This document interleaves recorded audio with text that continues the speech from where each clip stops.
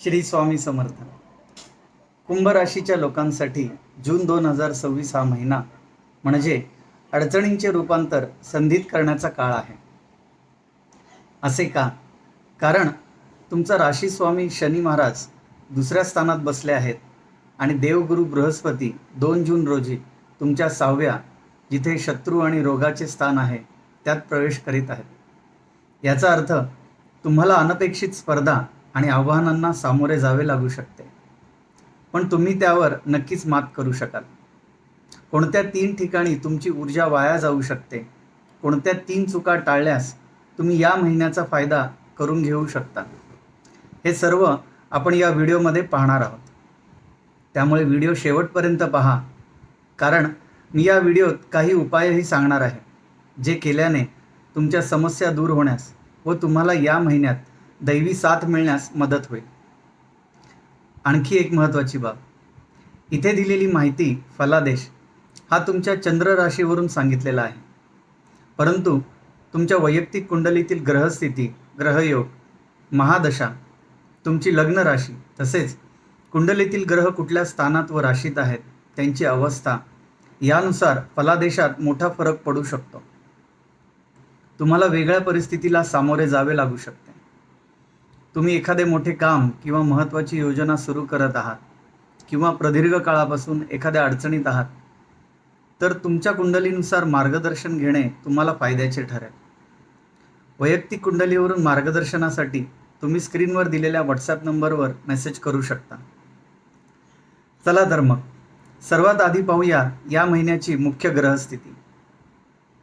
2 जून रोजी गुरुग्रहाचे 6व्या स्थानात गोचरीने उच्चीचे होणे याने कामाच्या ठिकाणी तुमचे वर्चस्व वाढेल. 8 जून शुक्र देखील तुमच्या 6व्या स्थानात प्रवेश करेल. 15 जून रोजी सूर्यदेव तुमच्या 5व्या स्थानात प्रवेश करतील. 21 जून मंगळ वृषभ राशीत म्हणजे तुमच्या 4थ्या स्थानात प्रवेश करेल. 29 जून बुध वक्री होत असल्याने नोकरीच्या ठिकाणी नीट समजून कम्युनिकेशन करा, शांत राहा. करिअरच्या बाबतीत हा महिना कष्टाचा आहे. नोकरदार लोकांसाठी कामाच्या ठिकाणी कामाचा ताण वाढू शकतो, पण तुमच्या कामाची दखल देखील वरिष्ठ घेतील. स्पर्धकांवर तुम्ही मात करू शकाल. व्यावसायिकांसाठी तुमचा व्यवसाय आता विस्ताराच्या मार्गावर आहे. नवीन क्लायंट्स मिळवण्यासाठी मेहनत करावी लागेल.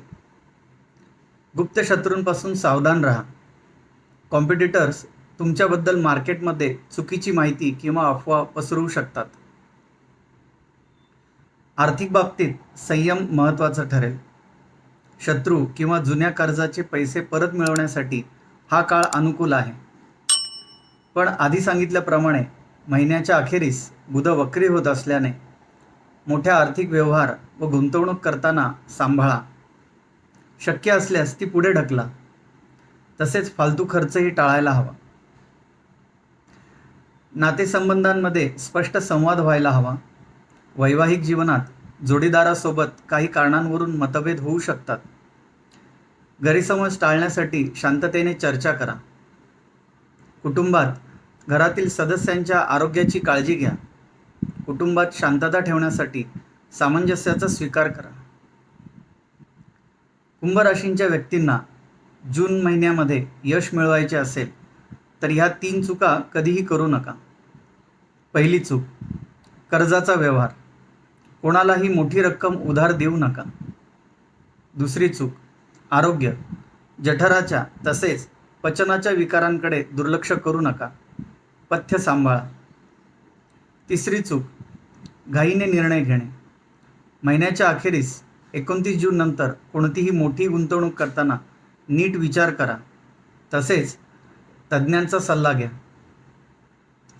उपाय. कुंभ राशीचा स्वामी शनी आहे आणि हा महिना चांगला जाण्यासाठी हे उपाय नक्की करा. पहिला उपाय, दर शनिवारी हनुमान मंदिरात जाऊन तेल अर्पण करा व गूळ चण्याचा नैवेद्य अर्पण करा. दुसरा उपाय, दर मंगळवारी हनुमान चालिसाचे पठण करा. शक्य असतील तेवढे पाठ करा. तिसरा उपाय, दररोज सकाळी सूर्याला जल अर्पण करा. यामुळे तुमचा आत्मविश्वास वाढेल. तर कुंभ राशीसाठी हा महिना तुमच्या संयमाची कसोटी पाहणारा आहे. येणाऱ्या चॅलेंजेसना संधी म्हणून पहा. तुम्हाला नक्की यश मिळेल. हा व्हिडिओ आवडला असल्यास आत्ताच लाईक करा. आपल्या कुंभ राशींच्या मित्रांना किंवा कुटुंबातील व्यक्तींना शेअर करा. चॅनलला सबस्क्राईब करायला विसरू नका. वैयक्तिक कुंडली मार्गदर्शनासाठी स्क्रीनवर दिलेल्या नंबरवर मेसेज करा.